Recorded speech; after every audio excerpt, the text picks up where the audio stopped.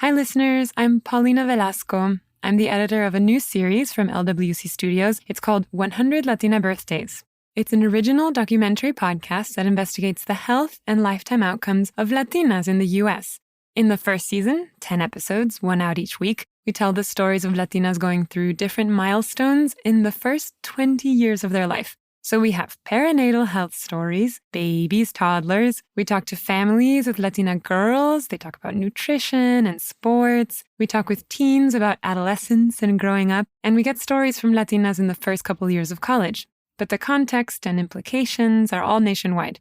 If you're Latina, you know or love a Latina, you're curious about the questions we're asking ourselves, the hurdles we're experiencing, how we're growing up and taking care of our physical and mental health in the United States, navigate to our feed, 100 Latina Birthdays, wherever you listen to this show, or go to our website, 100latinabirthdays.com.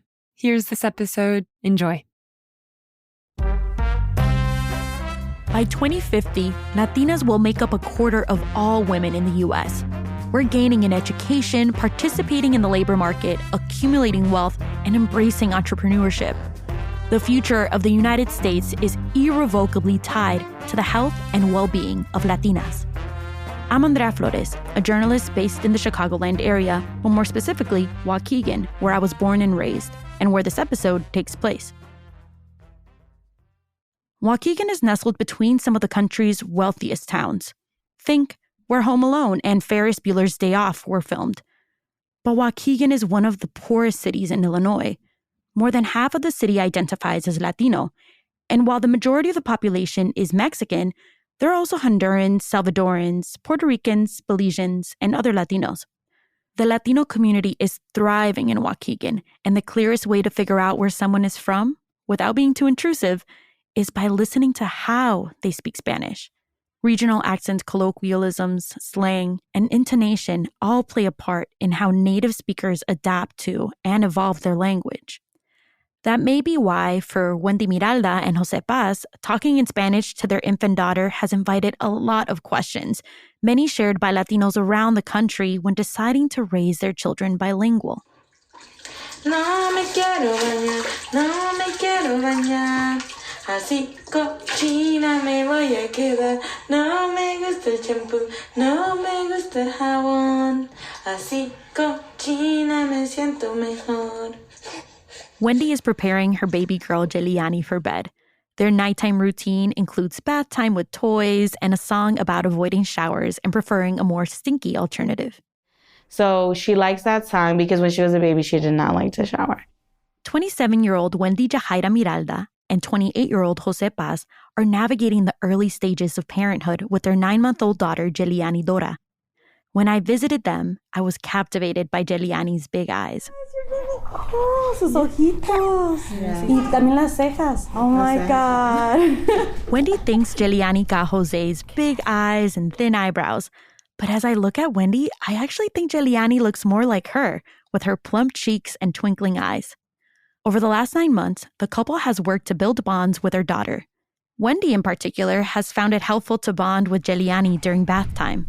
Like at first, I would bathe her, so that was interesting at first because obviously I didn't know how to bathe a baby. But then I started like incorporating toys, singing to her, dancing with her while she was bathing. I like to read to her at night, and like at first, like obviously she just gives me that blank stare, has no clue. But lately, now that she's a little older, you can see she smiles, or when I bring out a book, like you can see this, her face just glows up. So I think she likes it. I hope she does. No más? According to the Centers for Disease Control, activities such as speaking, playing, and caring for a child support healthy brain growth. These activities enhance cognitive development, basically how children think and problem solve. We like to, what else do we like? She likes to play on the floor. Sometimes she likes to play by herself. And sometimes simply by like me or dad, like just sitting there, she likes that. She does not like to be alone. She loves to go to the kitchen when I'm in the kitchen. So sometimes I like pull out all the Tupperware and all that stuff so she can just play, because that's what she's gonna do and end up doing anyway, so. Clifford va de viaje. Hola, Me llamo Emilia Isabel. Hoy es un día feliz para mí. Hoy es el último día de clases. Llegaron las vacaciones. Ahora puedo jugar con mi perro Clifford. Bonding through reading and bath time are crucial to an infant's well-being. Research shows that a critical stage for brain development actually starts in the womb and then throughout the first year of life. During this stage, babies want to be loved and cared for. These small, meaningful interactions set the foundation for children to become resilient and independent adults. By developing a secure attachment with Jeliani, Wendy and Jose are setting the groundwork for their daughter to develop a strong sense of self and positive social skills. The science shows that interactions between adults and babies, whether it be babbling, facial expressions, and gestures, can actually strengthen an infant's brain. Responding to nonverbal cues such as babbling or crying validates the baby's experiences. Talking is a milestone infants tend to hit after their first birthday, so it'll be a while before Jeliani forms words and sentences. But her brain is constantly absorbing information all around her. Infant brains are just amazing. That's Adriana Weisletter, a Northwestern University professor in the Department of Communication Sciences and Disorders. She is also the director of the Child Language Lab. Now that I have a little one and she's 3 months old and I just am looking at her all the time and thinking of all the things that she's learning. It's so amazing to think about. Adriana's lab focuses on how babies, toddlers, and preschool children learn to communicate from their environments. What's happening in the first year is that infants' brains are they're growing, they're forming connections. As early as 3 months, infants are able to understand language patterns and categories. It's similar to how a bear cub is learning to differentiate between edible and poisonous berries, not by trying them, but rather observing the mother. In that same way, infants are learning to categorize objects, like the difference between a dog and a tree or apple and car. They might not be able to tell the difference between a cat and a dog, but they know they share similar characteristics to form the category of animal. In other words, they are learning how to recognize differences and similarities. They're specializing to the environments that they're in. So one of the most amazing things about humans, about babies is that they're very, very, very adaptable. And so, babies are born with a lot of early capacities. As they discussed what language to use around Jeliani, her Honduran parents found the decision easy to make. You might hear Jeliani trying to get a word or two in here. Well, it's a conversation we did have because that way the baby understands more about where my parents come from, my wife's parents. So more for the baby to feel part of the family, know what I mean? So that she's not lost more than anything. For the Paz family, passing down Spanish is central to Jeliani understanding de dónde viene, where she comes from. For Wendy, teaching Jeliani Spanish is synonymous with raising her to be Honduran. So I am Honduran. I was born here. My parents are Honduran. My husband's fully Honduran. He was born in Honduras. So that's, I'm very big on that as far as culture. I'm proud to say that I'm Honduran, especially because it's like a minority here. Waukegan, Illinois is 45 minutes north of Chicago. According to the 2020 census, almost 60% of the Waukegan population identifies as Latino. So it's always interesting when you tell people, oh, you're Honduran. And it's like, oh, you're Honduran, you're not Mexican, which is usually what people think of when they see a Hispanic. Hondurans in Waukegan make up roughly 4% of the total Latino population. So that's very big and important for me, for her to know that she is Honduran and to speak Spanish and just follow our traditions and stuff and just continue them. Growing up in Waukegan myself, I had to learn that not everyone was Mexican like my family. I came in and the way that you were talking to your daughter, for me, it's different. Yes. Right. So I think Mexicans say ven, right? We say vení. So I'll say vení, vení.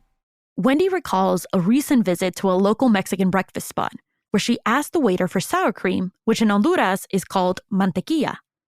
But mantequilla in Mexico is butter. So he came and brought me butter, and my brother's like, you dummy. He's like, that's not what they call it. And I'm like, oh my God. So I think she's going to struggle with that. Will Jeliani struggle with words like mantequilla? How do we even know what is happening in her brain when she can't speak? In her research, Adriana found that when parents direct their speech to their children, they are more likely to develop greater vocabularies.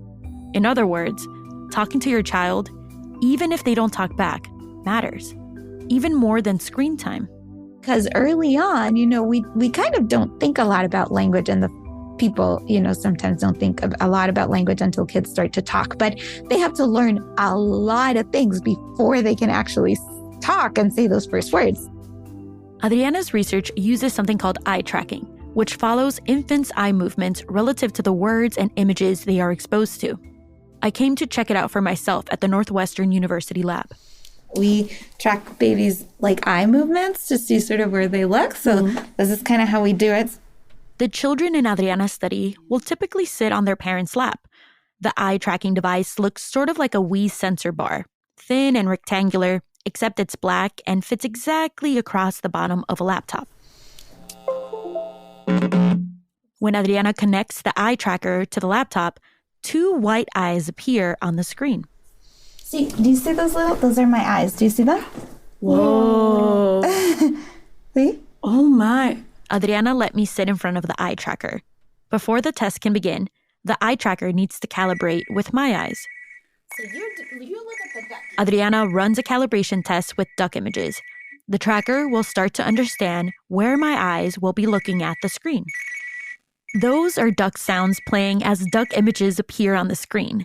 You might hear some feedback given all the electronics in the room. It's creating a model of your eyes. After the eye tracker senses where my eyes are located, the actual testing begins. Adriana sits in another corner of the room and draws a curtain for privacy. She's the only one that can see the white eyes moving. And so the test begins with someone on the screen saying, "Hi friends, I have some things I want to show you. I'm going to show you some of my things. Are you ready?" 2 images pop up on the screen, but only one object is mentioned at a time. "Where's the dog? Do you see it? Look at the doll. Do you like it? Where's the hand? Do you see it?" Adriana runs the test in Spanish as well. "Hola amigos, tengo unas cosas que les quiero mostrar. Les voy a mostrar algunas de mis cosas. ¿Están listos? Mi naranja. Y mi jugo. Y mi nariz. Y mi juguete." In some cases, it might be hard for children to distinguish between words that sound similar, like dog and doll. But if dog and hand are paired together, it might be faster for children to identify. This shows us that they're kind of using the sounds even before the end of the word. The point of this test is to answer one simple question. Where are children looking at when they hear the name of an object? Currently, this test is meant for 2 to 3.5-year-olds. A similar test can be conducted with infants as young as 6 months. You can kind of tell a little bit about what they're thinking. We try to sort of read their minds based on where they look. Adriana hopes that her research can inform future pediatric practices, especially when it comes to bilingual families. For bilingual kids or kids from bilingual backgrounds or Spanish-speaking backgrounds, or just pediatricians don't always know how to answer parents' questions because we know less about their development, and pediatricians don't get training always on bilingualism. And so that's one of the gaps that we're trying to bridge. Hi, mamas. When I enter the bus home, Jeliani's eyes look straight at me. And whenever I look at her and talk, her eyes remain laser focused on me as she cracks a toothless smile. Despite not having an eye tracker in the room with the Bas family, I couldn't help but notice whenever Wendy would look at her daughter and speak to her, Jeliani's eyes would lock onto her mother's eyes and light up as well. Hola, vecino. Hola. Vení. Jose swears he heard Jeliani say tata once, which is the closest he's gotten to hearing the word papa. So he says he's been saying it back to her in an effort to hear it again. He also calls her Nani for Jeliani. Pues ella cuando estaba más, ella dijo tata, así nada más. Entonces de ahí nada más yo le empecé a decir tata, le digo nani. At the 9-month mark, most infants react to their name being called and even start to babble words like dada or tata in Jeliani's case. Tata, tata, tata. And Jeliani already understands the word for bottle. For bottle, we say Pepe. And it's funny because like my closer Mexican friends are like, no, it's mamila, mamila. But we call it Pepe. So I can hear her sometimes like utter words, like, you know, trying to say it. And we like, when we say, oh, Pepe, Pepe's here, or el Pepe. So I think she knows that. Like she sees it, and like, especially when she's talking, like she'll grab onto it and she knows what we're talking about. Adriana says knowing what different words mean to different people and communities pushes our brains to think and consider other cultures and contexts. If I call it like mantequilla and I mean sour cream because they call it something different. And so it's actually sort of showing kids something that is an important skill, cognitive skill to develop. So see, it's a cool thing.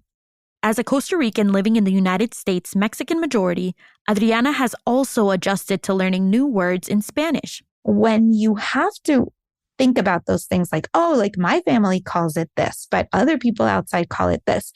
It's like you're forced to learn this meta thing about language, which is like, oh, things can have different names. And so bilingual kids, there's some research to suggest are developing like these perspective-taking skills. It's something that bilingual kids early on develop more quickly that's called meta-linguistic awareness. When I was growing up, I remember my mom being worried that she was confusing my siblings and me by speaking Spanish at home. But she really didn't have a choice since it was the only language she could speak at the time. Parents often hear myths that exposing children to more than one language in the household will confuse a child or cause developmental and speech delays. But the research says otherwise.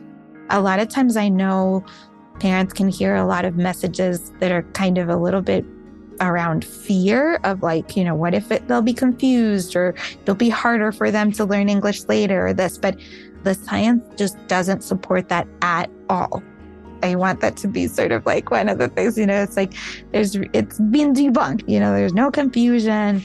There's lots of parts of the world where bilingualism is like the normal, you know, and it's like weird if you're not. 43% of the world's population is bilingual. In the US, 1 in 5 adults is bilingual, compared to the European Union, where it's 3 in 5 adults. Adriana's research supports the idea that infants have the capacity to learn 2 languages at the same time. It's what we mean when we say infants are global citizens, because their brains are able to process multiple languages they are regularly exposed to, while adults might struggle to reach that same level of fluency. One of the things that we don't realize is that as adults, our brains have already kind of, if you're sort of born in a monolingual environment, right, in a single language environment, then your brain has kind of already adapted to that environment to some extent. And so learning a second language as an adult can be harder. But for babies, the world is kind of wide open. So babies that are born into a dual language environment or a multilingual environment, their brains are adapting and specializing to that environment, to all of the sounds that they hear in that environment and to kind of the communicative needs of that environment. Wendy isn't so afraid of Jeliani being confused by 2 languages as much as the fear that she's not teaching her proper Spanish. Wendy feels scared that she might pass on words that aren't fully correct. My older brother, he's probably better in Spanish. I'm sure he's better in Spanish than me. So sometimes like I'll say words that are incorrect or words that aren't even words. And then he'll say that's not, like parqueadero. I think that's not a word. And people use it. But according to Adriana's research, while Wendy might sprinkle in the occasional English word, it won't impact Jeliani as much as Wendy thinks it will. Jeliani's brain will come to understand the difference between 2 languages and adapt to her unique environment. Like they have the capacity to learn language and communication. They need to adapt to the environment that they're in, right? So if you are born into an environment that speaks one language or another language, you have to learn somewhat different things. And the amazing thing that, you know, we do is that we really kind of adapt to those environments. For Wendy, it is important that Jeliani learn both languages to enhance future career opportunities. According to a 2017 report by the New American Economy, the number of online job listings for bilingual Spanish-English speakers more than doubled from 2010 to 2015. Capitalizing on her language skills is exactly what Wendy has done for herself. She's a nurse in Illinois, where the demand for healthcare workers who speak a language other than English grew by 74% in 2020. I feel like when you know more languages, your values, like, what do they say? Vales como dos. So I think there is truth to that. I think a lot of doors will open up if she knows Spanish. So that's important to me. Many first and second generation Latinos may struggle to raise bilingual children. Research shows that as immigrant connections weaken over time, parents tend to speak less Spanish to their children, resulting in a decline in language use. This is exactly what Wendy hopes to avoid. To me, it's very important for her to be able to communicate with her family members, her grandparents, and not be like the no sabo kid.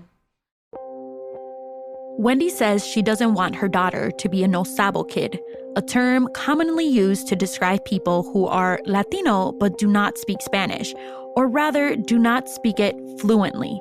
The idea behind this term is if someone were to come up to these individuals and speak Spanish to them, they would respond with no sabo, which is an incorrect way of saying no sé for I don't know. Many first and second generation Latinos actually consider no sabo kid to be a derogatory term, used to deny someone of their own ethnic identity and to minimize their experiences as Latino people within the U.S. Those who dislike the term argue that Spanish is a colonizer language anyway because it was forced upon indigenous people in the Americas and therefore should not be used as a measure of Latinidad. Also, there are hundreds of indigenous languages like Guarani, Nahuatl, Quiche, Quechua, to name a few, that are still spoken by millions in Latin America. So to associate Latinidad with just speaking Spanish would erase the present-day experiences of indigenous people of the Americas. But some U.S. Latinos are reclaiming the term no sabo kid. They are redefining what the term means and owning their identity as separate from speaking the Spanish language, similar to how late Tejana singer Selena Quintanilla navigated Spanish language interviews. Take, for instance, this interview for a TV show in Miami. The host Cristina is asking Selena about dress sizes, and Selena responds that designers usually call a size 16 a size 14. Casi todos los diseñadores ponen, si es un 16, lo ponen que es un 14. Un 14. 14, perdón. Un 14. Así se habla. Ese es Tex-Mex, 14. Pero me entiendes, ¿verdad? 14. Instead of saying 14 for 14, Selena says 10 and 4. The host teases her for it, saying she's so Tex-Mex. And Selena replies, "But you understand me, right?" and laughs. Wendy considers herself to be a no sabo kid, especially since she was born in the United States, whereas her husband was born in Honduras and lived there until he was 10. For Wendy, identifying as a no sabo kid is almost a sign of respect for those like her mother who might only know Spanish. I would feel weird. I would feel bad saying that I'm not a no sabo kid because there's words that I don't know. I will talk to my mom and so I talk Spanish to her, but sometimes I'm like, oh, maybe, like I put in some English words, but I think I know my Spanish pretty well. But that's why I call myself a no sabo kid, because I don't want to be the one that's like, oh, she thinks she's fluent, but she's not. I would say I'm 99% fluent. Wendy understands that as Jeliani gets older, she will be exposed to English at school. Adriana says that while it might take a while for a Spanish-speaking child to learn English, they actually tend to pick up the language fast. What the data kind of show is that kids, let's say, who are learning a home language like Spanish, once they enter school, they are very fast to pick up on the majority language, so on English, right? Because again, language is for communication. And the minute kids enter school and realize that, to communicate with the people around them, they need to speak in English, they need to learn English, then they learn that very quickly when they're young. Jose agrees. English will always be there. It's the retention of Spanish that is their biggest worry. El inglés siempre está. English will always be there. The way I see it, because I learned Spanish in Honduras and English here, is that English is easier to learn. And well, you're already here in the United States, where the majority of the time you talk in English, until Spanish is harder to learn. Adriana agrees with Jose. She's actually more worried about what happens to a child's Spanish after they enter an English-only environment like school. Sadly, a lot of kids kind of don't keep up with their Spanish because there's so much pressure to learn English in schools, right? And that's kind of the message that they're getting. And so I'm actually less worried about, whether kids will learn English because I know they will learn English because that's the majority language. And we sort of care more about understanding what can we do to support kids in continuing to learn Spanish. So if infants like Jeliani are able to adapt to environments with multiple languages, and they are able to learn English in a school setting, why has the myth that speaking two languages will confuse children and cause developmental delays persisted? While the United States has no official language, there have been several movements to promote English-only mandates across various states. Since the 1950s, it is widely documented that many Spanish speakers were oppressed both in and out of school for speaking the language. Older generations of Spanish speakers recall a time where they were physically beaten for speaking it at school, forcing them to let go of Spanish in an effort to avoid being a target of abuse.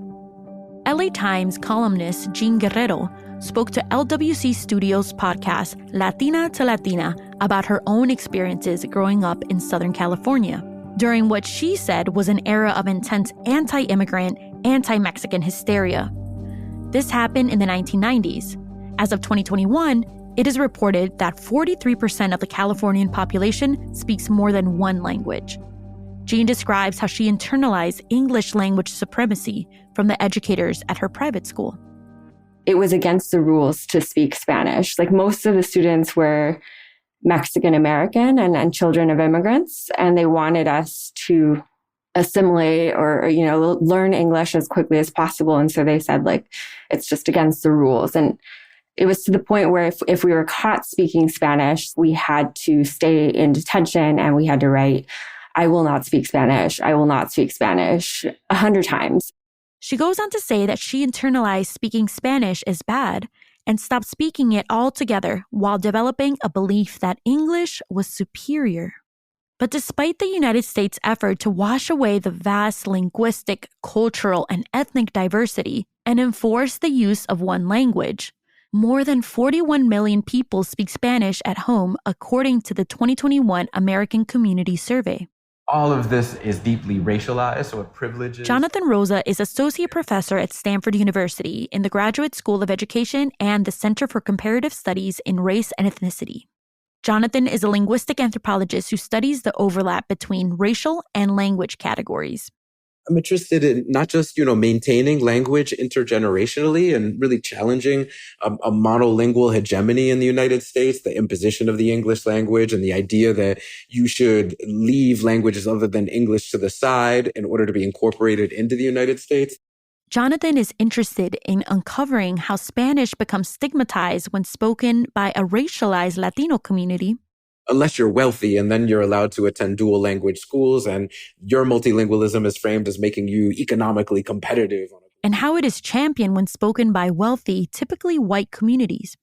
And that's why the term that Wendy brought up earlier about being an Osabo kid is fascinating to him. Jonathan argues that in this scenario, even when Latinos speak Spanish, it is framed as incorrect.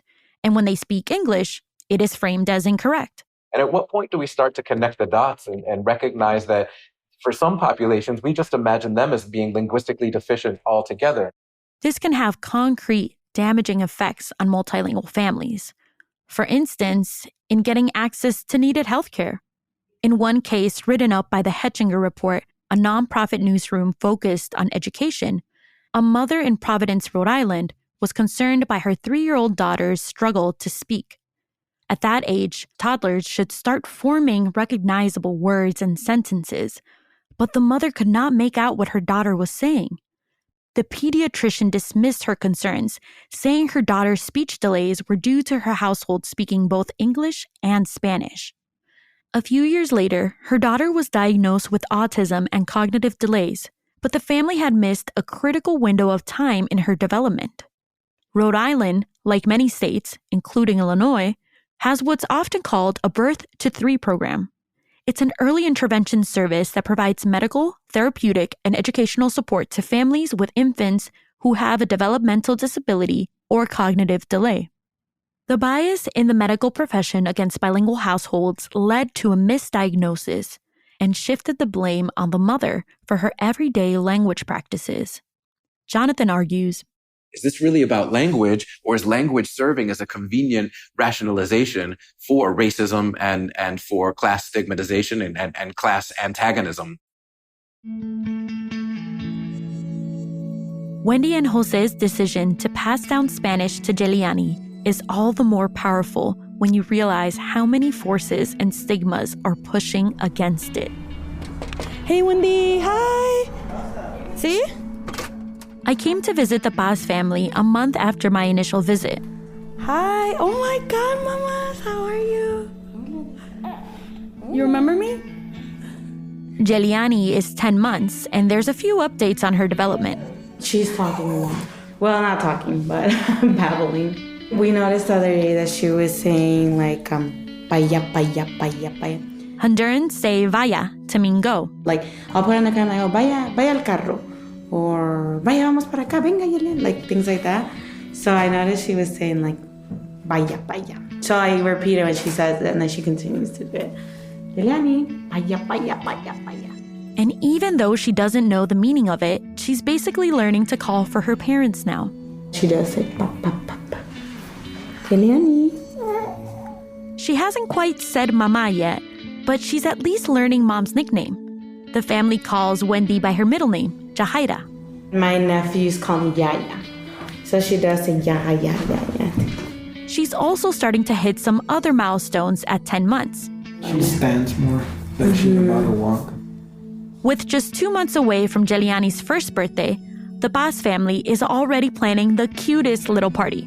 So she likes oranges. She loves cuties. So that's going to be the theme. And of course, they are bringing in the staple Honduran party foods: rice, chicken sandwiches, and if there's cake, then there has to be Coca-Cola or Pepsi. Porque el pastel no se toma sin Coca-Cola o sin Pepsi. For the Paz family, this upcoming day of celebration is also a marker in their life as new parents. Como que desde que ella nació, ya mi pasado como que ella ya está ahí. Like, it's hard to explain, but... Like she's a part of us, like you can't remember not being without her, sort of thing. Yeah. I'm excited para su primer año y... Walking. I'm like hoping she knows how to walk for her birthday, just so she could be, walking around and... For now, the Paz family is preparing their birthday songs and eagerly awaiting the days Jeliani says her first real word. But she's done so much work to get here already. It'll be the culmination of so much learning, adapting, and engaging by everyone in the family.